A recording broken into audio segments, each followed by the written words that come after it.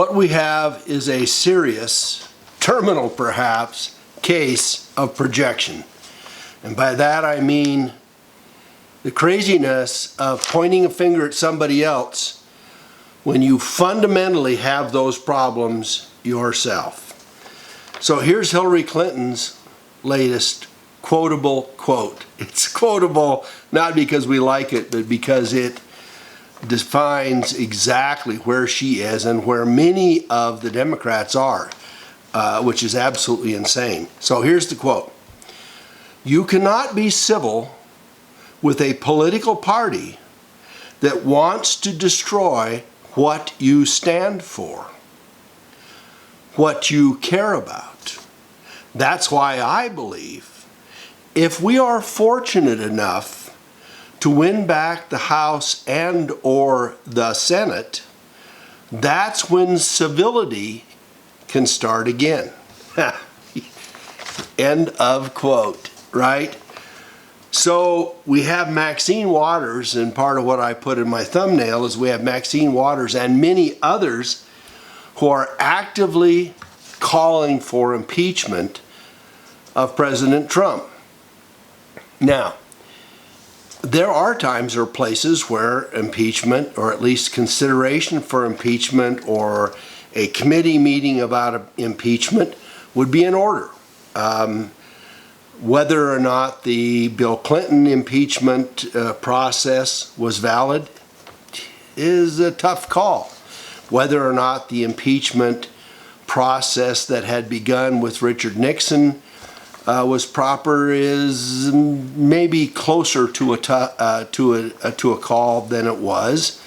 Whether Andrew Johnson in 65 or 6 or whenever they went after him after Lincoln died was legitimate. You know, it came within one vote of passing in the Senate, and it was in a very volatile post-Civil War time. But to yell impeachment, especially when you base it upon the so-called Russian dossier, the Russian intrusion, the Russian political game, the collusion between the Trump campaign and the Russians when nothing has been shown, is absolutely insane. So what Maxine Waters wants is we want to go after him no matter what. So here we are 25 days from the midterm elections. And let's look at how this process has gone, and then I'm going to give you some insight as to where things are moving. So the Democrats are hollering anarchy, they're hollering chaos, they're hollering racism and misogyny and homophobe and xenophobe and sexism and elitism. And my favorite, the latest one, is toxic masculinity. Toxic masculinity is a way of confining half the population into a place where you say, you got testosterone. You know, that's like we used to have the one, you've got male. Now, you've got testosterone. And the way we fix that is, if you listen to Paul Joseph Watson, is you drink enough soy so that you don't have any testosterone anymore. But that's not the proper claim against anybody. That's misandry. Do you know what misandry is? It's the opposite of misogyny.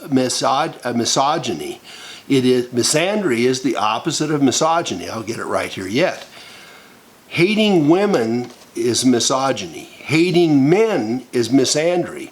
And that the Democrats would allow themselves to be led by a couple thousand women who hate men, not simply who want to go after them for misbehavior, even if it was teenage misbehavior, but they want to put them down. You see people in Ivy League schools, deans of Ivy League schools, saying what we really need to do is get rid of all the white men in business. We need to remove them. We need to castrate them. Try that one.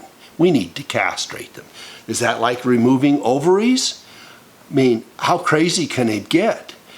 We have mainstream, so-called mainstream Democratic candidates and Democratic senators like Kamala Harris and Maxie Hirono who say, you've got to shut up, men, shut up, and then step up.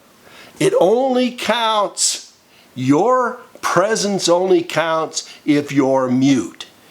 If you know well enough to know that you're not supposed to talk, then it's okay for you to stand next to me, but don't speak out. I'm surprised that they let traitor, what is it that he did? Stealth, stealth hero, thief Blumenthal. I'm surprised they let him stand with them, and then guess what? He even got to speak.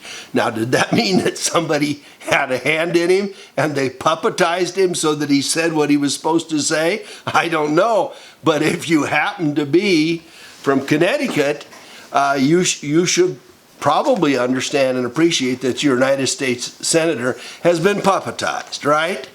He's been emasculated. He's been neutered. He's been puppetized, and if he ever had any testosterone, he sure as hell doesn't have any now. It won't do him any good. So what the Democrats did with Kavanaugh was not only to try to knock him off the block and to make the situation so unpleasant for him that either Trump pulled the ticket on him, pulled his nomination from him, or that Kavanaugh just said, you know, I'm not going to do this. I'll shrink back into the 2nd District where I have already been approved to be an appellate federal justice and will somehow survive. It didn't happen. And there are pictures showing him, cartoons showing him besmirched, right? Covered with paint, sitting there as one of the 9 justices. And I think at some level he is. Whether or not he is forever colored with the race or with the sexist process that Clarence Thomas was, you know, remains to be seen. Certainly it will hold for some. So there are guys like James Carville, cue ball, bald head cue ball Carville, who says that they feel that Kavanaugh perjured himself and that they need to have hearings. So is that part of the civility? Part of the civility is going to be that if we get into office in the House, we're going to have at least 1 and maybe 5 committees on impeachment of Trump. That'll get a lot done. That'll help the other 300 million of us, won't it? That will satisfy the process. If we elect the Democrats into Congress, we're going to have hearings on whether or not Kavanaugh committed impeachable events. How many committees does that involve? Well, 1 or 2 or 3 or 5. We could keep it going for a couple of years. We've got folks that have actively, congresswomen mostly, and men, but congresswomen mostly, like Maxine Waters, that said, hunt these people down in restaurants, hunt them down in public places, run them out of the grocery stores, run them out of the garages. If you see them, challenge them, yell at them. And during the Senate Judiciary hearings, we had women screaming at senators in elevators and in hallways and making great scenes of themselves, trying to intimidate them from doing what they're supposed to do. The Democrats now claim that Manchin in West Virginia, the senator, they're going to pull the plug on his financing because he was the lone Democrat senator that voted in favor of Kavanaugh. There are active yelling campaigns now, we believe survivors. But the Democrats go on. That's not enough. They want open markets. They want open borders. They want gender fluidity. They want sanctuary cities. They say, this is what Hillary says, that Republicans wanted to destroy what they stand for. Well, what would that be? Open borders, sanctuary cities, gender fluidity, open markets? How is it that we have a nation if we have open markets and open borders and no protection for anybody that lives here? Why don't we just let it all down? Let's let it all go. And the removal of constitutional principles. What Democrats really want, because they've been unable over the last 50 years to get the Second Amendment, the right to bear arms, to go away. One of the fundamental principles that our founding fathers placed in this Constitution to protect us from tyranny. Now, the tyranny was not King George. And the tyranny was not that they got to go shoot deer or rabbits or squirrels. The tyranny was that there would be a government that hated them, that hunted them, that wanted to go after them, that would close in on them, that would turn their National Guard, their military, their special forces, their United Nations, that intrusive military policies, declare martial law and violate our fundamental principles in being protected within our own borders. That's the only thing left that holds us. That's all that's left. And since Europe has been denuded of guns, and Australia has been denuded of guns, and all of the communist countries are gunless, only outlaws around the world have guns, and American citizens, and that's all that's holding us together. And you wouldn't have gotten me to say that 10 years ago. I thought it was kind of crazy, but there's no way around it. It's all that's there. So what else they want, and you need to be aware of this and you need to pay attention to it, is that they want to have a constitutional Congress and meet, a constitutional convention and meet to get rid of the Electoral College. And that way, if 62,429,000 people vote for Hillary and one less person votes for a Republican, then Hillary wins. Even if those votes came from illegals, even if they came from sanctuary cities, even if they came from 2 or 3 urban states that are going to run the rest of the country, pay no attention to it. You have no right in a region to have your voice heard, which is what the Electoral College does. Pay attention to it, folks, because if you're in any of the states that have a smaller population, you have no protection whatever unless the Electoral College is there. It's critical. So we have people who are happy to engage in lecturing and humiliating people at a Broadway show at Hamilton. Well, Hamilton was a lecture and a humiliation all by itself. And let me tell you, he was no hero. Do you know why? Because he was Rothschildian. He was pushing for the Rothschilds and a private central banking system before we even became a country. And why did they have this fancy little Broadway show that made a hero out of him? Well, because the Rothschilds are hiding behind it yet again. So we have black people like Kanye West that are now stepping forward and saying, look, things are getting better with Trump, let's pay attention to it. And they are trying to humiliate him for wearing a MAGA hat. The truth of the matter is that since Lyndon Baines Johnson and the welfare system, the Great Society, this country, have been driving men, husbands, fathers, out of homes of low-income people. And that's not just blacks, but Hispanics and whites and Asians and everybody else. And where black people had 70 or 80% men present in homes in 1965, it's now something like 10%. It is horrible. And we have done this with our own governmental policies. We're telling unmarried women to have more children and to keep the men out of the house, because if the man comes into the house, then his income has to be taken into account. Keep him out, and then have children, have more children. So through this all, we have misandry. We have the hatred of men, the hatred of males. We have open borders. We have sanctuary cities. Let's pay attention to it. I'm repeating it. Gender fluidity and the removal of constitutional principles. That's what the Democrats stand for now. So what has happened since the Kavanaugh approval in the Senate? Well, there's a shift. Over the last 2 weeks, there are obvious polls that show that there has been a shift. In Tennessee, Blackburn, the Republican, is now 14 up over Bredesen. I guess that's how you say it, Bredesen.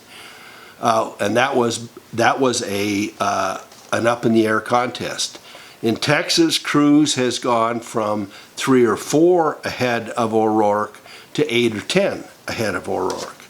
In Nevada, Rosen had a 2 to 5% margin over Heller, and now there have been 2 polls that show Heller with a 2-point margin over Rosen. In Arizona, Sinema, Kirsten, whatever she is, the special person that was covered in Tucker Carlson the last couple of days, the woman who said she believed in open borders, the woman who said she did not believe that there should be any laws of immigration. What does that mean? Well, I guess that means that Arizona could be 50% illegals in a matter of weeks or months if Kirsten had her choice. She said that the deaths, and these are horrible deaths, of immigrants crossing the border who starved and or were killed or were taken out by gangs, bad as it is, she equated it with veterans who had lost their lives in the deserts of Iraq. Are you a veteran? Are you paying attention? Can you imagine that an illegal crossing the border is equivalent to a serviceman serving his or her country in another country that is a fallen hero that dies? I don't think so. Then you've got Missouri, where you've got McCaskill, who is the incumbent, and Hawley is now leading but slightly over McCaskill. In North Dakota, a dead heat with the incumbent Democrat Heitkamp is now shifted to Kramer, the Republican, with an 8.7% margin over Heitkamp. So we've got Nevada is now even, and we have 4 light blue states. Pay attention to this, because those of you who are inclined and sometimes not to vote, pay attention. The 2nd Minnesota Senate is between Smith, the incumbent, over Housley, but that's closing. Baldwin over Vukmir in Wisconsin is closing.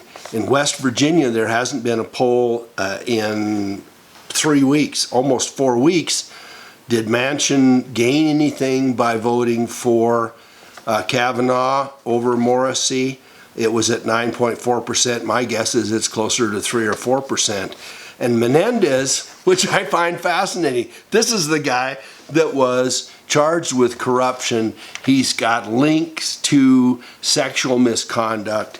There's clear evidence of him being a player in governmental and financial mismanagement. And he's 7.2% over Huggin, I guess that's how you say it, and that's closing. So the bottom line then is pay attention and vote. It's a very big deal.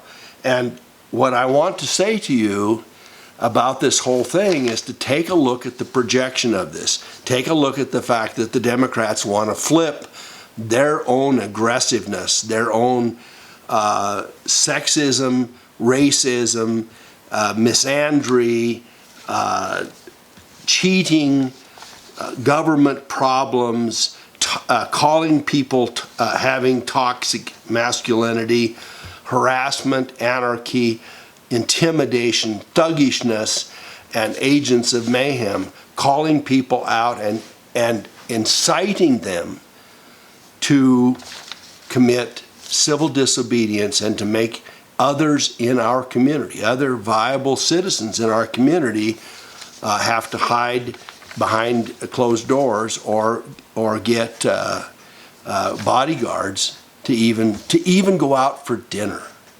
It's craziness, and you've got guys from Reich to Maxine Waters to Hillary Clinton to Kamala Harris to Hirono and the rest of these folks that are actually trying to drive us out. And if people are not paying attention, especially you men or anybody that cares about a man, think of it. Anybody that cares about your son, your nephew, your brother, your parent, your good neighbor that you care about that can be now charged with no evidence at all. The attorney for The View, the show The View, is quoted as having been said, no proof is needed to call Kavanaugh a racist. Do you know what that means? That also means no proof is needed to call someone a predator, engaged in sexual misconduct, a frequent drunk. I mean, you just pick one. So yelling at Congress and the senators is not okay, folks, and we should denounce it.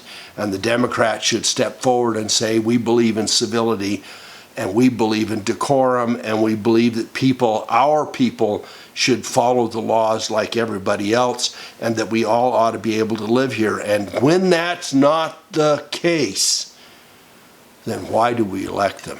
Why do we elect people who admonish or who encourage and engage in the promotion of civil disunion and disruption? So that's my news for the day.